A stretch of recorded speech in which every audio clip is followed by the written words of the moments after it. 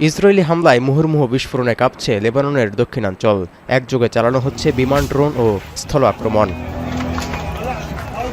এমন এক সময় লেবাননে হত্যা ও ধ্বংসযজ্ঞের তীব্রতা বাড়ানো হচ্ছে, যখন শান্তি চুক্তি সইয়ের বিষয়ে যুক্তরাষ্ট্র ও ইরান একেবারে দোরগোড়ায় পৌঁছে যাওয়ার ইঙ্গিত মিলছে। এর মধ্যেই দক্ষিণাঞ্চল ছাড়াও রাজধানী বৈরুতেও হামলার জন্য চাপ দিচ্ছে নেতানিয়াহু প্রশাসন। হিজবুল্লাহকে নিশানা করার কথা বললেও ইসরায়েলি হামলায় হতাহতের শিকার হচ্ছে বেসামরিক মানুষ ও লেবানিজ সেনারাও। ইসরায়েলি হামলার জবাবে পাল্টা হামলা জোরালো করেছে ইরান সমর্থিত লেবাননের সশস্ত্র গোষ্ঠী হিজবুল্লাহ। শনিবার একদিনেই ইসরায়েলি বাহিনীর উপর ২২টি হামলার দাবি করা হচ্ছে।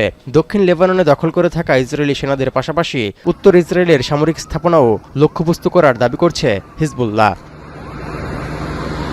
লেবানন ঘিরে নেতানিয়াহু প্রশাসনের আগ্রাসী সিদ্ধান্তে উত্তেজনার পারদ বাড়ায় ওয়াশিংটন তেহরানের সম্ভাব্য শান্তিচুক্তি ফের ভেস্তে যাওয়ার শঙ্কা বাড়ছে।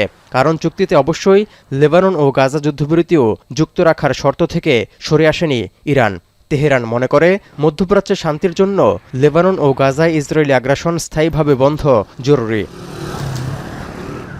২ মার্চ থেকে এখন পর্যন্ত ৩,৭০০-র বেশি মানুষকে হত্যা করেছে ইসরায়েলি বাহিনী। এমনকি বাস্তুচ্যুত হয়েছেন ১০ লাখেরও বেশি বাসিন্দা, যা দেশটির মোট জনসংখ্যার ৫ ভাগের ১ ভাগ। অন্যদিকে আইডিএফের দেয়া তথ্য বলছে, একই সময় হিজবুল্লাহর পাল্টা হামলায় ২৮ ইসরায়েলি সেনা ও ৪ বেসামরিক নাগরিক নিহত হয়েছেন।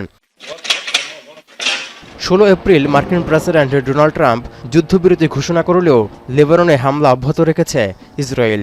যুদ্ধবিরতি ঘোষণার পর থেকে ইসরায়েল ৩,৫০০ হামলা চালিয়েছে বলে দাবি লেবাননের। তৌহিদুর রহমান, এখন বিশ্ব।